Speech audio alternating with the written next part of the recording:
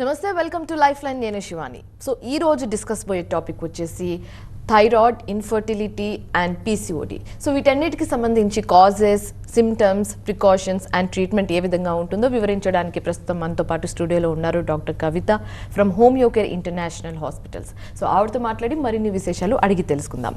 నమస్తే డాక్టర్ గారు. నమస్తే. So first of all, infertility అనేది చాలా కామన్ ప్రాబ్లం అయిపోయింది ఈ జనరేషన్లో. సో ఏంటి ఇన్ఫర్టిలిటీకి మెయిన్ కాజెస్ ఏంటి అంటారు? సో నవడేస్ కామన్గా కోల్డ్ కాఫ్ ఏ విధంగా రీజన్స్ అవుతున్నాయో సిమిలర్గా సంతానలేమి సమస్య కూడా తరచుగా వింటూ ఉన్నాం. సో మేజర్గా మనకు మేల్ అండ్ ఫీమేల్ ఇద్దరు రీజన్స్ ఉంటారు. So reasons for female and reasons for male ఇద్దరు కారణాలు అయ్యే ఛాన్సెస్ ఉంటాయి. సో ఫీమేల్ అయితే మేజర్ ఇష్యూ కనుక తీసుకుంటే ముఖ్యంగా age is a major factor in female. So ఏజ్తో పాటు అంటే లేట్ మ్యారేజెస్ నవడేస్ కామన్ అయ్యాయి. సో 25 క్రాస్ 27 క్రాస్ ఏజ్ గ్రూప్లో అప్పుడు మ్యారేజెస్ అయిపోయి 2 years కానీ 3 years తర్వాత కానీ they are planning for conceive, అది కూడా మేజర్ రీజన్. సో దానికి తోడు stress and hormonal imbalance nowadays చాలా పెరుగుతున్నాయి. So stress in the sense physical ఇన్యాక్టివిటీతో పాటు సో మెంటల్లీ స్ట్రెస్ లెవెల్స్ ఎక్కువ పెరగడం వల్ల హార్మోనల్ చేంజెస్ ముఖ్యంగా థైరాయిడ్ కానీ, పీసీఓడి కానీ అండ్ డయాబెటిక్ కానీ, హై ప్రొలాక్టిన్ లెవెల్స్ కానీ నవడేస్ ఎక్కువగా మనకు గమనిస్తున్నాం. దానికి తోడు ఇవి ఇండైరెక్ట్గా రీజన్స్తో పాటు ఒబెసిటీతో స్థూలకాయం nothing but physical inactivity continue అవ్వడంతో పాటు ఇలాంటి హార్మోనల్ ఇంబ్యాలెన్స్ ఉన్న వాళ్ళకి ఎక్కువ obesity one of the reason అయ్యే ఛాన్సెస్ ఉంటాయి. అండ్ ఇన్సులిన్ రెసిస్టెన్సీ అవ్వడంతో పాటు డయాబెటిక్ అయ్యి ఇర్రెగ్యులర్ పీరియడ్స్ అయ్యి ప్రాబ్లమ్స్ అన్నీ గమనించే ఛాన్సెస్ ఉంటాయి. వీటికి తోడు ఇంకా కొన్ని రకాల మెడిసిన్ ఇండ్యూస్డ్ అంటే రుమటైడ్ ఆర్థరైటిస్ లాంటి కేసెస్లో కానీ లేకపోతే పోస్ట్ వ్యాక్సినేషన్స్ ఎఫెక్ట్గా నవడేస్ చాలా వింటున్నాం. కరోనా తర్వాత వ్యాక్సిన్ తర్వాతనే ఇర్రెగ్యులర్ పీరియడ్స్ వచ్చాయండి, చాలా ప్రాబ్లమ్స్ పెరిగాయని చెప్తున్నారు. సో అందుకని అప్పుడు ఆ వ్యాక్సినేషన్ టైంలో కూడా చాలామంది చెప్పారు ఫర్టైల్ ఏజ్ గ్రూప్ వాళ్ళు రిస్క్ ఫ్యాక్టర్స్ ఉండే ఛాన్సెస్ ఉంటాయని చెప్పేసి. కాకపోతే థ్రెటనింగ్ కాబట్టి వేయించుకున్నారు, అది కూడా one of the basic reason చెప్పొచ్చు. అండ్ కొన్ని రకాల ఆటో ఇమ్యూన్ డిజార్డర్స్ ఆర్ఏ కానీ లేకపోతే హెపటైటిస్ లాంటి కండిషన్స్ కానీ, ఎస్ఎల్ఏ ఆర్థరైటిస్ కానీ అలాంటి కండిషన్లో మెడిసిన్స్ వాడడం వల్ల కూడా ఇలాంటి సమస్య వచ్చే ఛాన్సెస్ ఉంటాయి. సో దానికి తోడు మనం గర్భాశయ రీజన్స్ కనుక తీసుకుంటే uterine fibroids and endometriosis, adenomyosis and tubal blockages ఇలాంటి కేసెస్ అండ్ ఎస్టీడీ లాంటి కేసెస్ కూడా మేజర్గా మనకు క్రానిక్ ఫ్యాక్టర్స్లో ఇవన్నీ మనకు రీజన్స్ గమనిస్తున్నాం. బట్ కామన్గా మన క్లినికల్ విజిట్ అయ్యే కేసెస్లో మాత్రం ఏజ్ ఫ్యాక్టర్స్ ఎక్కువ ఉన్న వాళ్ళు, ఒబెసిటీ వాళ్ళు, థైరాయిడ్ వాళ్ళు, పీసీఓడి వాళ్ళు ఎక్కువగా అవుట్ ఆఫ్ 10 కేసెస్లో మనకు 6 to 7 కేసెస్ అవే విజిట్ అవుతున్నాయండి. ఓకే, సో మీరు ఇందాక చెప్పింది ఉమెన్లో ఇన్ఫర్టిలిటీ కాజెస్ చెప్పారు అండ్ కొన్ని కామన్ మెన్కి ఉమెన్కి కొన్ని కామన్ రీజన్స్ కాజెస్ చెప్పారు. సో పర్టికులర్గా మెన్ విషయానికి వస్తే ఇన్ఫర్టిలిటీ ప్రాబ్లం దేనివల్ల ఎక్కువగా వచ్చే ఛాన్సెస్ ఉన్నాయి? ఓకే, సో మేల్స్ కనుక తీసుకుంటే ఇందాక చెప్పినట్టు common factors stress, hormonal changes nothing but thyroid కానీ, డయాబెటీస్ లాంటి కానీ common factors. Along with that hydrocele కానీ, వెరికోసిల్ లాంటి కేసెస్ ఎక్కువ రావడం, chromosomal abnormalities are major factors. So age కనుక తీసుకుంటే ఫీమేల్కి మేజర్ ఇంపాక్ట్ అయ్యే ఛాన్సెస్ ఉంటే ఎవరైనా కెపబిలిటీ తగ్గుతుంది కాబట్టి. But in case of male there won't be major plays role in age అనేది మేజర్ రోల్ ప్లే చేయదు మేల్ ఇన్ఫర్టిల్లో. కాకపోతే క్రానిక్ హ్యాబిట్స్ కనుక తీసుకుంటే క్రానిక్ స్మోకింగ్ కానీ, డ్రింకింగ్ కానీ అండ్ లివర్ ఇష్యూస్ కానీ ఇలాంటి ఇష్యూస్ ఉండడం వల్ల కానీ చాలామందికి ఈ సమస్యలు వచ్చే ఛాన్సెస్ ఉంటాయి. చాలామంది కౌంట్ బాగానే ఉంటుంది బట్ క్వాలిటీ పరంగా మిస్ అయ్యే ఛాన్సెస్ ఉంటాయి. సో దాన్ని అలిగోస్టినోస్పెర్మీ అంటూ ఉంటాం. నవడేస్ ఎక్కువ కేసెస్ అజూస్పెర్మీ. ప్రీవియస్ అయితే అవుట్ ఆఫ్ 10,000లో మనకు 1 or 2 కేసెసే గమనించే వాళ్ళం, 0 కౌంట్ ఉన్న వాళ్ళు. బట్ నవడేస్ 1000లో 1 or 2 కేసెస్ అవుతున్నాయి. సో అవి చాలా పెరుగుతున్నాయి ఇలాంటి cases. Any history of injuries కానీ, ఆర్కైటిస్ కానీ, చిన్న ఏజ్లో మమ్స్కి ప్రాపర్గా ట్రీట్ చేయకుండా కానీ ఇలాంటి కేసెస్ మనం ఎక్కువ గమనిస్తున్నాం. అలాంగ్ విత్ వాళ్ళ sedentary activity and triggering factors, maintaining causes, hormonal issues ఉన్న థైరాయిడ్ కానీ, డయాబెటిక్ కానీ ఉన్నా కూడా ఇలాంటి సమస్యలు మనం ఎక్కువ మేల్ ఫ్యాక్టర్స్లో గమనించవచ్చండి. సో డాక్టర్ గారు, ఇన్ఫర్టిలిటీ కేసెస్ని అవాయిడ్ చేయాలంటే మ్యారీడ్ కపుల్స్ ఎప్పుడు డాక్టర్ని విజిట్ చేస్తే మంచిదని చెప్తారు?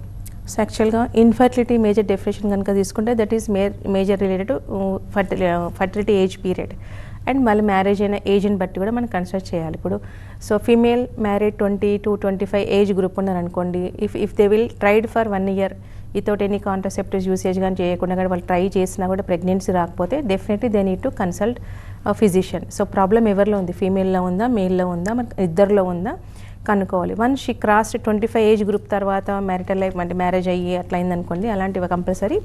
So within 6 months only. So 6 months వరకు ట్రై చేసి ప్రెగ్నెన్సీ రాకుంటే they need to consult a doctor definitely. కొంతమందికి అది కూడా అవసరం ఉండదు, ఎందుకంటే ఇర్రెగ్యులర్ పీరియడ్స్ ఆర్ కంటిన్యూ ఉందనుకంటే ఇది పెథాలజీ మనకు విజిబుల్ పెథాలజీ లేని వాళ్ళకి ఇలాంటి conditions. But nowadays irregular periods అనేది ఫ్రమ్ ప్యూబర్టీ నుంచి మనం గమనిస్తున్నాం. అలాంటి కండిషన్స్ ఏమైనా ఉంటే if they are planning for pregnancy definitely ఆ రెగ్యులారిటీని మెయింటైన్ చేసుకోవాలి. సో మనకు ఇన్ఫర్టిలిటీకి ఫీమేల్లో కనుక లక్షణాలు ఏ విధంగా ఉంటాయి, ఇర్రెగ్యులర్ పీరియడ్స్ అయితే మేజర్ కన్సర్న్. సో కాబట్టి ఇర్రెగ్యులర్ పీరియడ్స్ అంటే మంత్లీ 2 times రావచ్చు, 2 monthsకి 1 time రావచ్చు. కొంతమంది విత్ మెడిసిన్స్ మాత్రమే పీరియడ్స్ వచ్చే ఛాన్సెస్ ఉంటాయి. అలాంటి కండిషన్స్ కానీ అండ్ ఇందాక నేను చెప్పినట్టు ఆటోఇమ్యూన్ లాగా ఆన్ మెడికేషన్ ఏమన్నా యాంటీ డిప్రెసెంట్ మెడికేషన్ కానీ హైపర్టెన్సివ్ మెడిసిన్ కానీ లేకుంటే RA రుమటైడ్ ఆర్థరైటిస్ కేసెస్ ఉన్న కేసెస్ కానీ ఎనీ ఆర్థరైటిక్ మెడికేషన్ కనుక వాడుతున్నా కూడా before planning for pregnancy and already known thyroid cases కూడా ఉంటూ ఉంటాయి. సో ఏదర్ థైరాయిడ్ డిటెక్ట్ కాకపోవచ్చు లేకపోతే ఆల్రెడీ డిటెక్ట్ అయిన cases compulsory they want to conceive.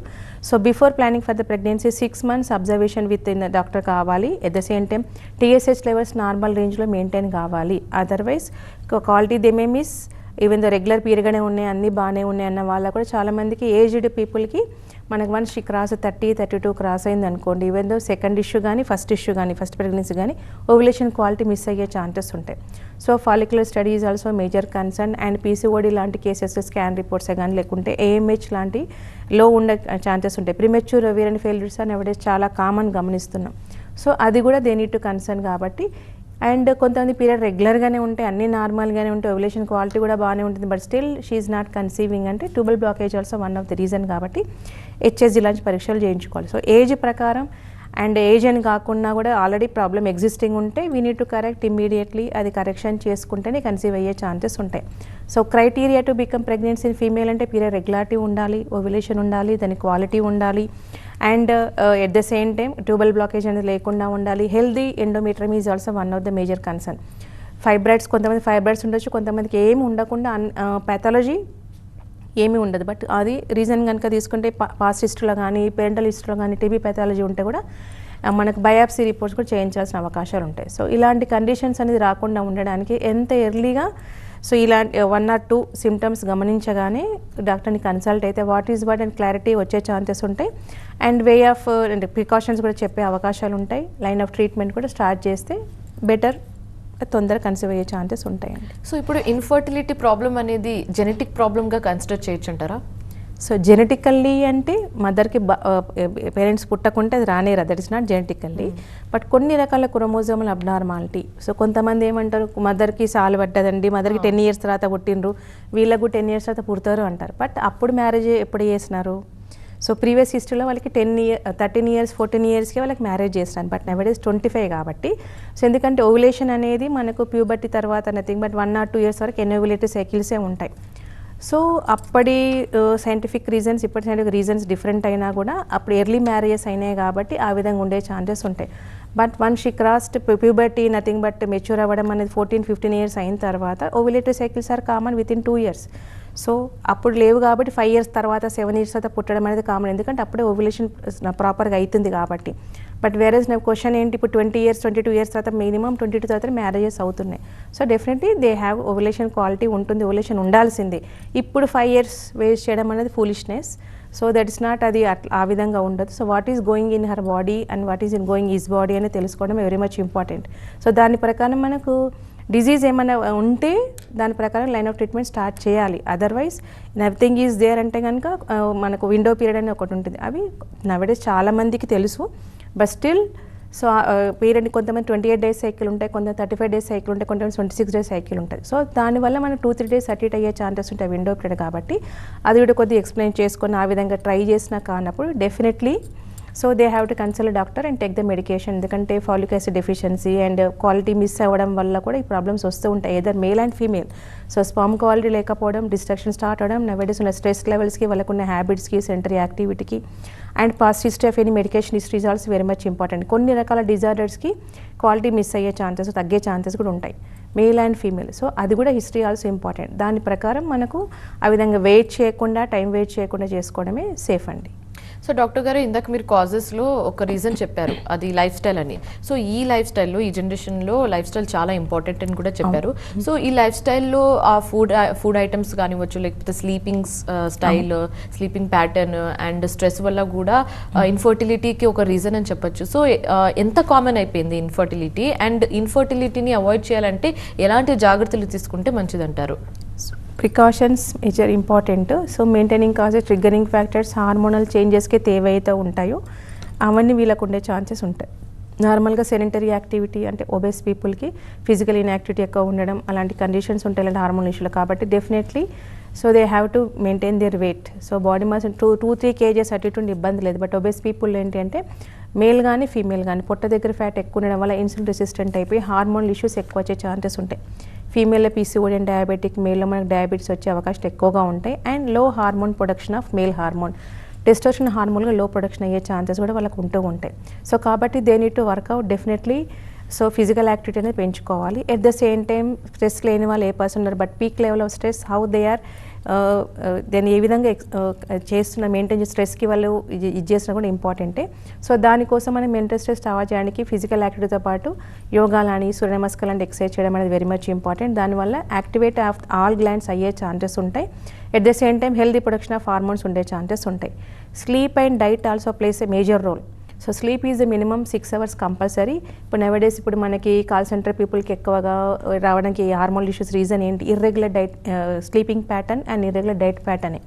So దానివల్ల ఏమవుతుంది అంటే మన డే మనది, మన డైట్ మనది.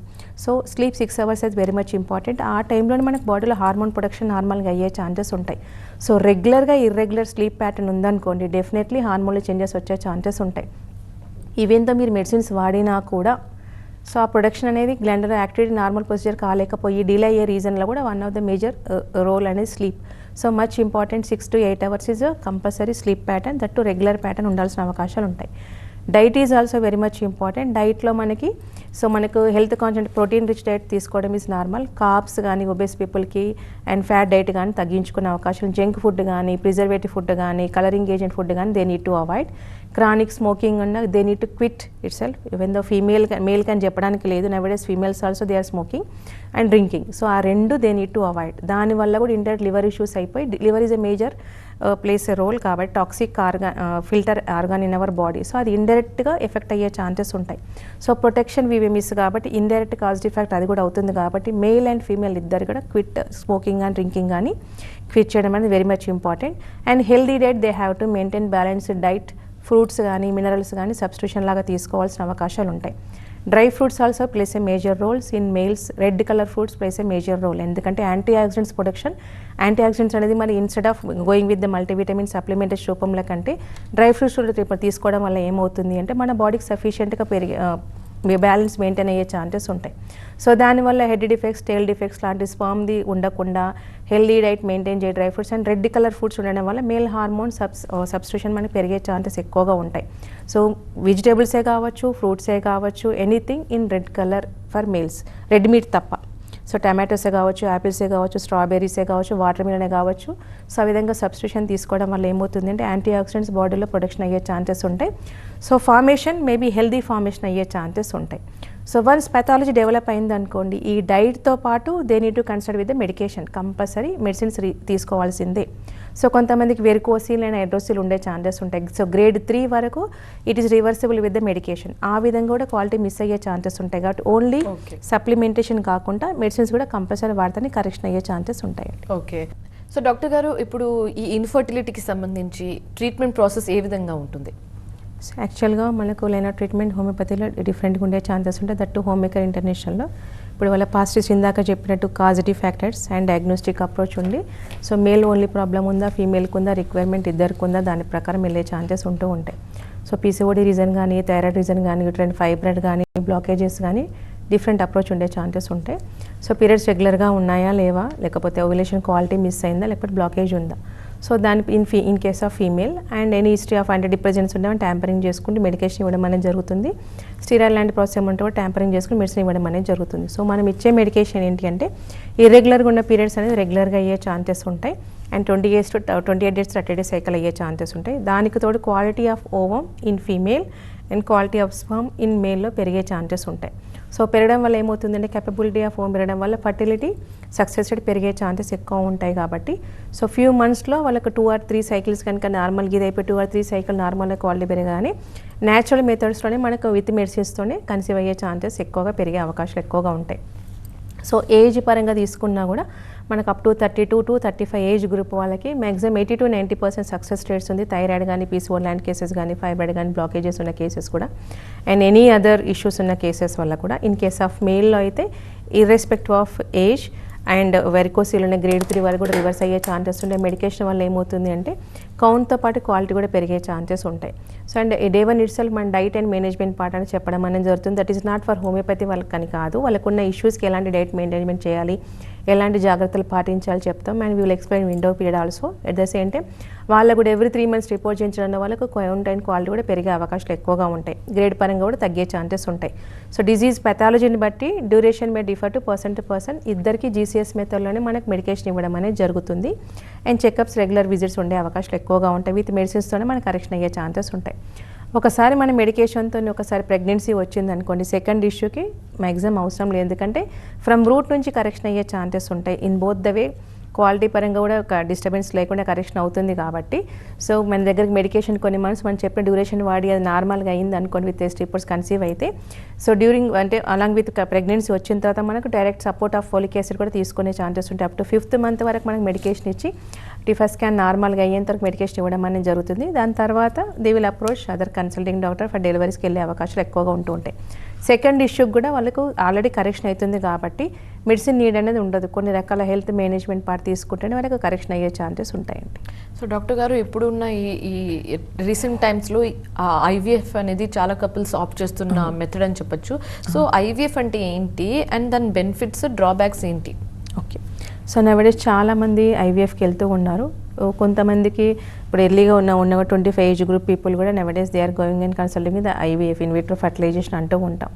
సో దానివల్ల ఏమవుతుంది అంటే, సో నార్మల్గా మనకు ఎవ్రీ మంత్ నార్మల్గా ovulation is common, 1 or 2 follicles అనేది మెచ్యూర్ అయ్యి రిలీజ్ అయ్యే ఛాన్సెస్ ఉంటాయి ఇన్ ఫీమేల్.